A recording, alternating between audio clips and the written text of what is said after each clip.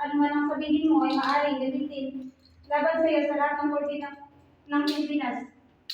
May karapatan kang pumili ng sarili mong abogado may kakayahan at malaya.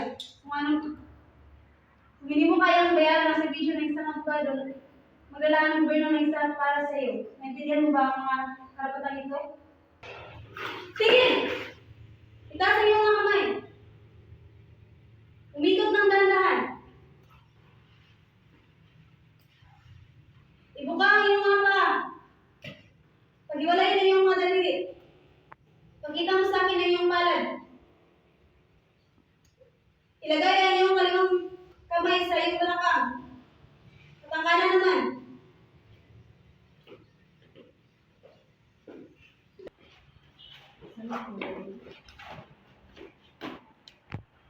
Inaresto kita sa salang pagpatay. May karapatan kang hindi magsalita. Ano man ang sabihin mo ay maaaring gamitin laban sa iyo sa lahat ng korte ng Pilipinas. May karapatan kang pumili ng sarili mong abogado may kakayahan at malaya. Kung hindi mo kayang bayaran ang serbisyo ng isang abogado, magdala ng gobyerno ng isa para sa iyo. Naintindihan mo ba ang karapatan ito? Tingin! Nasa iyong mga kamay. Umikot ng dahan-dahan. Luhod. Ilagay ang iyong kaliwang pa sa kanang pa.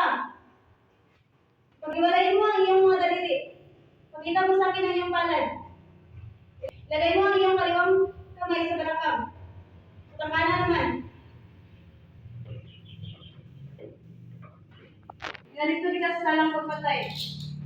May karapatan kang hindi magsalita. Ano man ang sabihin mo ay maaaring gamitin laban sa iyo sa lahat ng korte sa Pilipinas.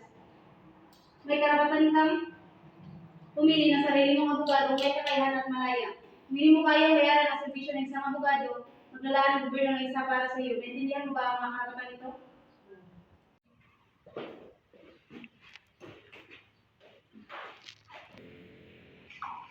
Tingin! Itaas ang iyong mga kamay. Umikot ng dahan-dahan. Dapa! Paghiwalayin ang iyong mga kamay at paa. Paghiwalayin ang iyong mga daliri. Ipakita mo sa akin ang iyong palad. Ilagay mo ang iyong kaliwang kamay sa balakang. At sa kanan naman.